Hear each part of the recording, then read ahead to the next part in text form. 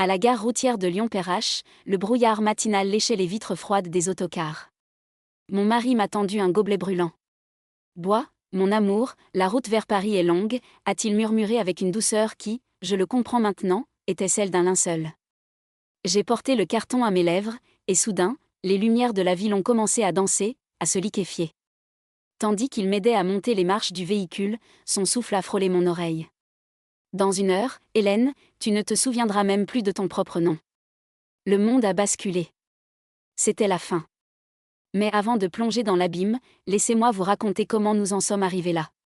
Si cette histoire vous touche, n'oubliez pas de vous abonner à la chaîne et de laisser un « j'aime ». Chaque jour, une nouvelle destinée se dévoile ici. Bienvenue dans ce récit. Hélène Roussel s'était réveillée ce samedi-là avec une étrange pression dans la poitrine. À 53 ans, elle était l'image même de la réussite lyonnaise, élégante, propriétaire de 3 boutiques de prêt-à-porter de luxe entre la Presqu'île et les Monts d'Or. Elle aimait le contact des étoffes, le froissement de la soie sauvage entre ses doigts, une passion qui l'avait menée des étals de marché de sa jeunesse au salon feutré de la haute bourgeoisie. Tout ce qu'elle possédait, l'appartement haussmannien, la maison de campagne dans le Beaujolais, les boutiques étaient le fruit de son labeur. Son mari, Marc Bernard, gérait une petite maison de négoce de vin fin qui battait de l'aile. Hélène l'avait toujours soutenue, pensant que le mariage était une alliance de force, une communion de destin. Ce matin-là, elle devait se rendre à Paris pour s'occuper de sa mère, récemment sortie de l'hôpital après une pneumonie. En quittant le lit, elle fut surprise de voir Marc déjà prêt, ajustant nerveusement les poignets de sa chemise en coton égyptien. Il n'était pas un lève-tôt. « Repose-toi encore un peu, ma chérie. Je m'occupe du café et des factures ce matin, dit-il d'un ton mielleux. Il y avait quelque chose de rigide dans sa posture, une tension qui contrastait avec ses paroles prévenantes. Hélène, occupée à boucler sa valise, un modèle en cuir grainé dont elle aimait l'odeur rassurante, ne releva pas l'anomalie. C'est alors que son téléphone vibra. Un appel vidéo de sa fille, Juliette, avocate au barreau de Lyon. Juliette semblait pâle. « Maman, j'ai fait un rêve atroce. Je te voyais sur une route grise, perdue, incapable de m'appeler. Promets-moi de m'appeler dès que tu montes dans le car et dès que tu arrives chez grand-mère. » Hélène sourit pour masquer son propre malaise. Elle se souvint d'un épisode enfoui. Des années plus tôt, Juliette, alors adolescente, était rentrée en larmes, jurant avoir vu son père sortir d'un hôtel discret avec une autre femme. Hélène avait préféré le silence, protégeant l'unité de sa famille contre l'évidence. Depuis, un froid poli s'était installé entre le père et la fille. « Ne t'inquiète pas, ma puce, je gère », répondit Hélène avant de raccrocher. Marc apparut sur le pas de la porte. « On y va, Hélène. Le tunnel de Fourvière est bouché, on va rater le départ de 10 heures. » Il semblait pressé, presque fébrile. Durant le trajet vers la gare, il resta silencieux, les mains crispées sur le volant. Hélène tenta de parler de la rénovation de leur cuisine, mais il ne répondit que par des monosyllabes. À la gare de Perrache, l'agitation du samedi était à son comble. Marc sortit la valise du coffre avec une vigueur inhabituelle. Il lui montra un billet. « J'ai pris une compagnie premium, les sièges sont plus confortables pour ton dos. » Il la guida vers le quai, sa main posée fermement dans le bas de son dos, une pression qui lui parut soudainement possessive, presque étouffante. « Attends ici, je vais te chercher un café. » Celui de la maison était tiède, dit-il avant de disparaître vers un distributeur. Lorsqu'il revint, il insista pour qu'elle boive tout de suite. L'arôme était étrangement métallique, l'amertume plus profonde qu'à l'accoutumée. « C'est un mélange spécial », justifia-t-il en l'observant avec une intensité dérangeante. Par habitude de ne pas contrarier les efforts de son mari, elle but plusieurs gorgées. À peine quelques minutes plus tard, alors qu'il marchait vers l'autocar, le sol se déroba. Un vertige violent, comme une vague de plomb, envahit ses membres. Les visages des passagers devinrent des masques flous. « Marc, je ne me sens pas bien, on devrait peut-être attendre. »« C'est juste le stress, Hélène. Monte. L'air conditionné te fera du bien. » Il l'aida à s'installer sur son siège, ses mains gantées de cuir noir manipulant ses bras lourds comme s'ils appartenaient à une poupée de chiffon. C'est là, dans le demi-sommeil forcé qui l'envahissait, qu'il se pencha. Son parfum habituel, un mélange de tabac et de vétiver, devint une odeur de trahison. « Dors, Hélène. Bientôt, tu ne sauras même plus qui tu es.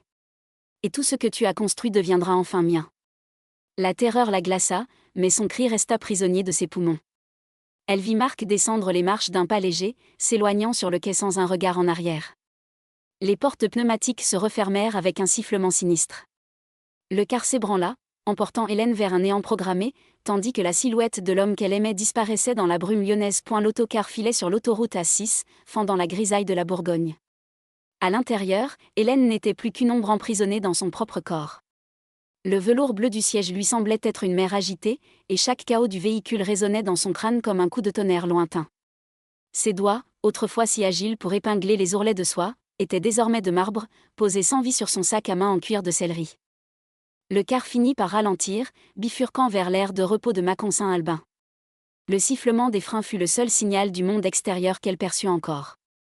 Les passagers s'égayèrent, impatients de dégourdir leurs jambes et de humer l'air frais chargé d'odeurs de gazole et de café industriel. Hélène, elle, restait affaissée contre la vitre, son foulard de soie Hermès glissant lentement de ses épaules pour s'enrouler autour de son cou comme une étreinte étouffante. Sa voisine de devant, une femme d'un certain âge aux yeux perçants, se retourna pour récupérer son manteau. Elle s'arrêta net.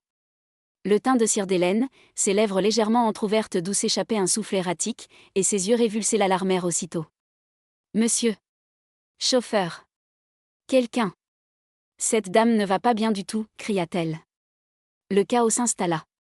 C'est alors qu'un homme d'une cinquantaine d'années, à l'allure sobre et au regard d'acier derrière des lunettes fines, fendit la foule des curieux. Paul Lefebvre. Il portait un trench-coat impeccable qui soulignait sa silhouette athlétique. D'un geste calme mais impérieux, il écarta les badauds. « Je suis médecin. Laissez-moi passer. » Il s'approcha d'Hélène. Ses mains, gantées de latex fin qu'il venait de sortir de sa sacoche, un réflexe de neurologue toujours prêt, frôlèrent la peau glacée de son cou pour chercher le pouls. La sensation du contact clinique, ferme et protecteur, sembla traverser le brouillard d'Hélène. Paul observa ses pupilles, nota la rigidité suspecte de ses membres. Ce n'était pas un malaise vagal. C'était chimique. Appelez le SAMU, vite. Suspicion d'intoxication sévère, ordonna-t-il au chauffeur. En attendant les secours, Paul chercha une identité dans son sac. En ouvrant le portefeuille, il tomba sur une carte de visite, Hélène Roussel, boutique de la Presqu'île. Un choc électrique le parcourut. Il plongea son regard dans ce visage ravagé par la drogue. Sous les traits fatigués, il revit soudain la jeune fille lumineuse du lycée Ampère, celle qui l'aidait à réviser ses cours de biologie alors qu'il n'était qu'un étudiant boursier timide et maladroit. « Hélène. Est-ce que c'est toi ?» murmura-t-il, sa voix trahissant une émotion qu'il n'avait pas ressentie depuis des décennies. Elle tenta d'articuler un son, une plainte inaudible. Il ne la quitta pas d'une semelle. Dans l'ambulance qui hurlait vers l'hôpital de Mâcon, Paul tenait sa main, sentant la fragilité de ses os sous sa peau fine. À l'hôpital, son statut de spécialiste lui permit d'exiger un protocole d'urgence, lavage gastrique immédiat et analyse toxicologique poussée. Il resta dans le couloir blanc et froid pendant des heures, observant le va-et-vient des infirmières. Quand Hélène finit par ouvrir les yeux, le monde était encore flou, mais la silhouette de Paul était là, ancrée comme un phare. « Tu es en sécurité, Hélène. » « C'est Paul. Paul Lefebvre. » Elle mit de longues secondes avant de placer ce nom, ce visage. « Paul. » Sa voix n'était qu'un souffle éraillé. Puis, brusquement, le souvenir du café à Perrache revint. Les mots de Marc. « Tu ne sauras plus qui tu es. » Une larme solitaire roula sur sa joue. Il a essayé, il a voulu m'effacer, Paul, gémit elle. Paul lui expliqua froidement les résultats, une dose massive de benzodiazépine modifiée, conçue pour provoquer une amnésie antérograde et une confusion durable. Sans l'intervention rapide sur l'aire d'autoroute, Hélène se serait réveillée des jours plus tard, errant quelque part à Paris, sans aucun souvenir de sa vie lyonnaise, de ses boutiques ou de son propre nom. Une proie facile pour un mari dévoué venant réclamer la tutelle de ses biens. Hélène demanda à voir sa fille. Juliette arriva quelques heures plus tard, le visage décomposé. L'étreinte entre la mère et la fille fut longue, silencieuse, chargée d'une colère sourde. Juliette, l'avocate, ne pleurait plus. Ses yeux brillaient d'une lueur de prédatrice. « Il a déjà commencé, maman », déclara Juliette en montrant son téléphone. « Il a posté un message sur les réseaux sociaux disant que tu as fait une crise de nerfs et que tu as disparu. Il a même appelé la police pour signaler ton instabilité mentale. » Le piège était en train de se refermer sur Lyon, mais Marc ignorait une chose, Hélène n'était plus seule. Elle avait une avocate impitoyable à ses côtés et un médecin qui semblait prêt à remuer ciel et terre pour la protéger. « On ne retourne pas à Lyon tout de suite », décida Juliette. Paul a un appartement de fonction discret. Tu vas te cacher là. On va le laisser croire qu'il a réussi. On va le laisser s'enfoncer tout seul. Hélène regarda Paul. Dans son regard, elle ne vit pas seulement le médecin, mais l'homme qu'il admirait en secret au lycée. Une alliance inattendue venait de naître dans l'ombre d'une chambre d'hôpital, tandis qu'à Lyon, Marc célébrait déjà sa victoire avec une coupe de champagne, ignorant que le fantôme de sa femme préparait sa vengeance. L'appartement de fonction de Paul, situé dans un immeuble discret près du parc de la Tête d'Or, était un sanctuaire de silence et de lumière tamisée. Pour Hélène, habituée au faste de son appartement de la place Bellecour, cet endroit était dépouillé, presque clinique, mais d'une sécurité absolue. Elle y passa les premiers jours dans une sorte de coton psychologique, les effets du sédatif s'estompant pour laisser place à une vulnérabilité qu'elle n'avait jamais autorisé personne à voir. Paul se montrait d'une patience infinie. En tant que neurologue, il comprenait les micro-lésions de l'âme autant que celles du cerveau. Chaque soir, après son service à l'hôpital, il revenait pour effectuer des tests de réflexe et de mémoire. Une fin d'après-midi, alors que la pluie lyonnaise tambourinait doucement contre les carreaux, Paul demanda à Hélène de s'asseoir sur un fauteuil en cuir noir. Il devait vérifier sa sensibilité nerveuse. L'atmosphère était chargée d'une tension électrique, mais feutrée. « Ferme les yeux, Hélène », murmura-t-il d'une voix basse, presque hypnotique. Il utilisa un pinceau de soie, un outil qu'elle utilisait autrefois pour tester la texture de ses tissus, et le fit glisser lentement sur le dos de ses mains, puis le long de son cou, jusqu'à la naissance de son épaule. Hélène frissonna. Ce n'était pas de la peur. C'était le réveil d'un corps que Marc avait tenté d'éteindre. Paul observait avec une précision chirurgicale la moindre réaction de sa peau, le tressaillement de ses cils. Il y avait dans ce geste médical une sensualité déguisée, une attention si profonde qu'elle en devenait troublante. « Tu ressens cela ?» demanda-t-il, son souffle effleurant son oreille alors qu'il se penchait pour noter un résultat. « Je ressens tout », répondit-elle dans un souffle, ouvrant ses yeux sombres pour plonger dans les siens. Leur proximité était une frontière fragile. Paul redressa son col de chemise, ses doigts s'attardant un instant de trop sur la peau d'Hélène. Il se recula brusquement, reprenant son masque professionnel, mais le trouble était là, persistant comme un parfum coûteux. Le répit fut de courte durée. Juliette débarqua le soir même, jetant son cartable en cuir sur la table avec une violence qui fit sursauter Hélène. « Il a franchi la ligne rouge, maman. Marc a déposé une demande de mise sous sauvegarde de justice en urgence. Il prétend que tu es parti dans un délire paranoïaque et que tu es incapable de gérer tes comptes. Et pire encore, j'ai découvert qu'il a déjà contacté un promoteur immobilier pour vendre les murs de ta boutique principale, celle de la rue Édouard Herriot. » Hélène sentit le sang quitter son visage. Cette boutique était son cœur, son premier grand succès. La détruire, c'était l'assassiner une seconde fois. « Il veut liquider ma vie avant même que je ne sois déclarée morte », dit Hélène d'une voix qui ne tremblait plus, mais qui s'était durcie comme le diamant. Juliette sortit une tablette. « J'ai piraté ses relevés bancaires avec l'aide d'un ami. Il a des dettes de jeu colossales dans des casinos privés en Suisse. C'est pour ça qu'il a besoin d'autant d'argent, et vite. Il a même commencé à vider ton coffre-fort à la maison. Il porte tes montres, maman.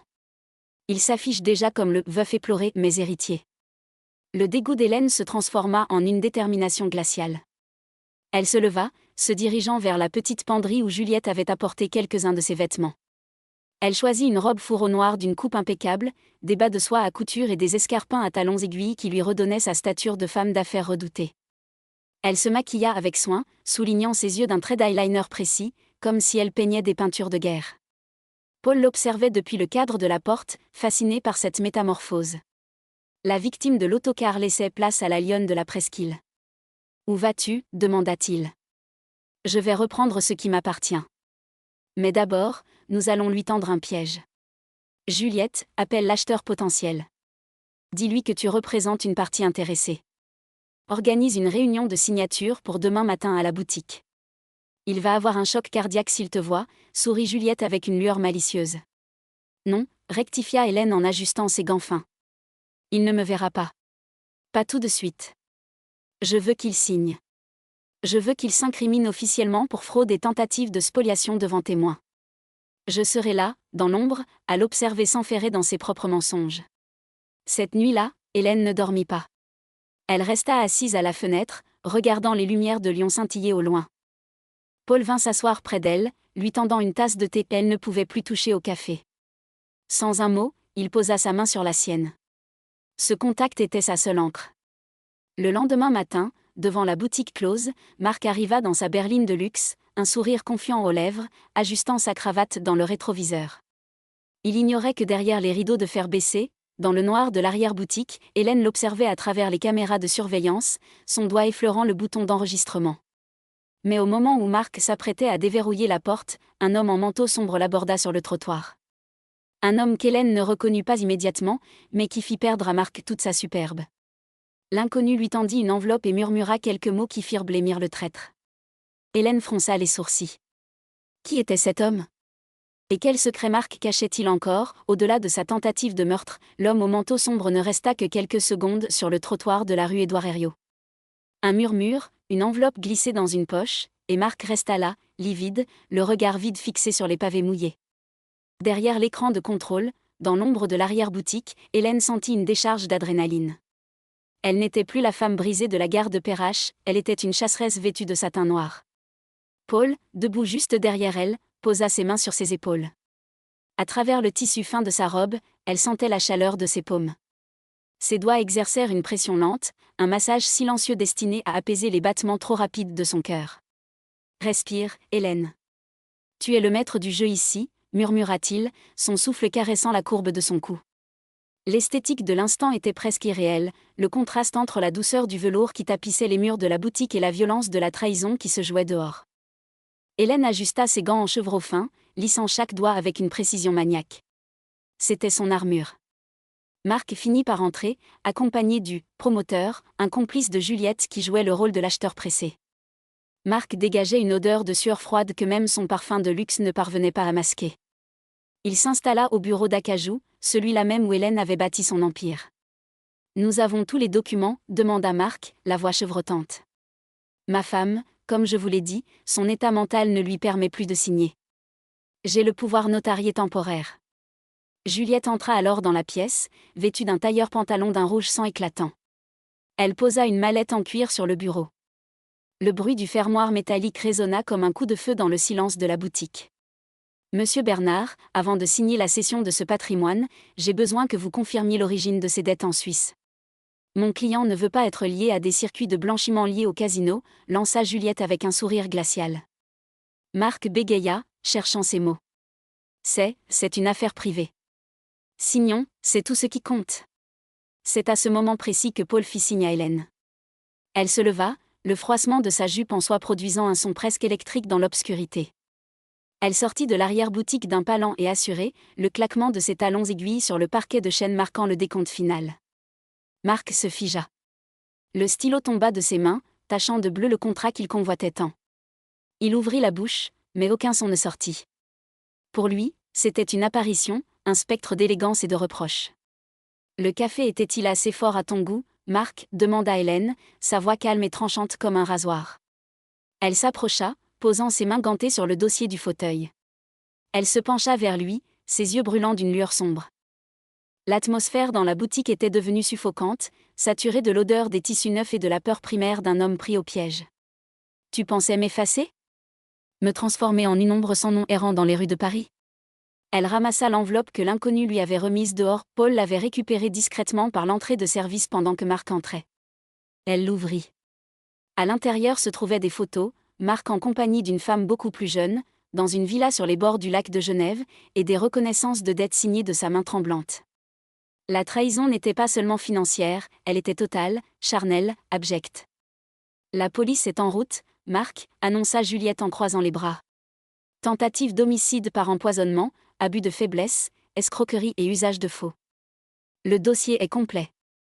Marc s'effondra, les mains sur le visage. Mais Hélène ne ressentait aucune pitié. Elle se tourna vers Paul, qui l'observait avec une admiration non dissimulée. Il s'approcha d'elle, devant le mari déchu, il prit délicatement la main d'Hélène pour porter ses lèvres à ses jointures gantées, un geste de dévotion qui sonna comme l'arrêt de mort définitif du mariage des Bernard. « Il est temps de fermer boutique, Marc » dit Paul d'un ton sans appel. Alors que les gyrophares de la police commençaient à balayer la vitrine de la rue Édouard Herriot, Hélène se sentit soudainement légère. Mais alors que les menottes se refermaient sur les poignets de Marc, celui-ci releva la tête et lança une dernière phrase venimeuse. « Tu crois avoir gagné, Hélène ? Demande à ton cher docteur pourquoi il était vraiment à la gare de Perrache ce jour-là. Demande-lui s'il n'attendait pas que je termine le travail pour te sauver et devenir le nouveau gardien de ta fortune. Le doute, comme une goutte de poison dans un verre de cristal, venait de s'infiltrer dans l'instant de victoire. Hélène lâcha la main de Paul, son regard cherchant une réponse dans les yeux bleus, soudain indéchiffrable, du médecin. Le silence qui suivit les paroles venimeuses de Marc était plus lourd que le velours des rideaux de la boutique. Hélène fixa Paul. Ses yeux bleus, d'ordinaire si rassurants, semblaient soudain impénétrables. Elle retira lentement ses gants de chevreau, un doigt après l'autre, dévoilant ses mains nues qui tremblaient imperceptiblement. Ce contact direct avec l'air frais de la pièce lui rendit une once de lucidité. « Est-ce vrai, Paul ?» demanda-t-elle, sa voix n'étant plus qu'un murmure dans l'immensité de la boutique désertée par la police. Paul fit un pas vers elle, mais s'arrêta devant le regard d'acier de Juliette, qui s'était interposée. Le médecin soupira, un son chargé d'une lassitude ancienne. « La vérité, Hélène, est que je ne t'ai jamais vraiment quitté des yeux. Pendant 30 ans, j'ai suivi tes succès dans la presse spécialisée, j'ai parfois passé devant tes vitrines juste pour apercevoir ton reflet. Ce samedi-là, à Perrache, je n'allais pas à un congrès. Je t'avais vu entrer dans la gare avec Marc, et j'avais senti que quelque chose ne tournait pas rond. Son impatience, ta pâleur. Je suis montée dans ce car parce que mon instinct de médecin et d'homme qui t'aime depuis le lycée me hurlait que tu étais en danger. » Le silence revint, mais cette fois, il était empreint de la confession d'une obsession protectrice. Hélène vit la sincérité dans ses traits fatigués. Ce n'était pas l'avidité qu'elle lisait, mais une dévotion presque anachronique. Elle choisit, ce soir-là, de croire en cette part de lumière. Les mois qui suivirent furent ceux d'une reconstruction minutieuse, comme on restaure une tapisserie ancienne dont la trame a été sauvagement tranchée. Marc fut condamné à plusieurs années de réclusion criminelle pour tentative d'homicide et escroquerie aggravée. Juliette, impitoyable, s'assura que le divorce soit prononcé aux torts exclusifs du mari, récupérant chaque centime, chaque titre de propriété. 1 an après le drame, Hélène se rendit à la prison de Lyon-Corba. Elle portait une robe en maille de cachemire gris-perle, sobre et élégante. Dans le parloir froid, elle fit face à Marc. Il était méconnaissable, ses cheveux étaient devenus d'un blanc crayeux, son assurance s'était évaporée. « Je ne suis pas venue pour tes excuses, Marc, dit-elle calmement alors qu'il commençait à balbutier des regrets. Je suis venue te dire que je te pardonne. Non pas parce que ce que tu as fait est acceptable, mais parce que je refuse de passer le reste de ma vie enchaînée à ta trahison par la haine. Tu n'es plus qu'un souvenir flou. » Elle se leva et quitta la pièce sans un regard en arrière, sentant un poids immense s'envoler de ses épaules. En sortant, elle trouva Paul qui l'attendait sur le parking, appuyé contre sa voiture. Il ne dit rien, il lui tendit simplement son manteau de laine avec une délicatesse infinie, s'assurant que le col soit bien ajusté contre le vent frais du Rhône. La vie reprit ses droits. Hélène délégua la gestion quotidienne de ses boutiques à une équipe de jeunes créateurs talentueux, sous la supervision juridique de Juliette. Elle commença à voyager avec Paul, non plus pour fuir, mais pour découvrir.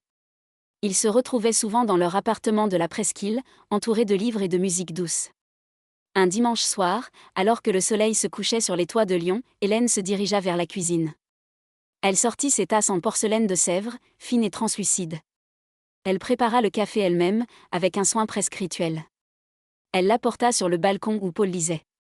L'arôme qui s'en dégageait était riche, profond, authentique. Elle s'assit, croisant ses jambes gainées de dentelle noire, et porta la tasse à ses lèvres. Elle savoura l'amertume naturelle du grain, la chaleur du breuvage. Elle n'avait plus peur.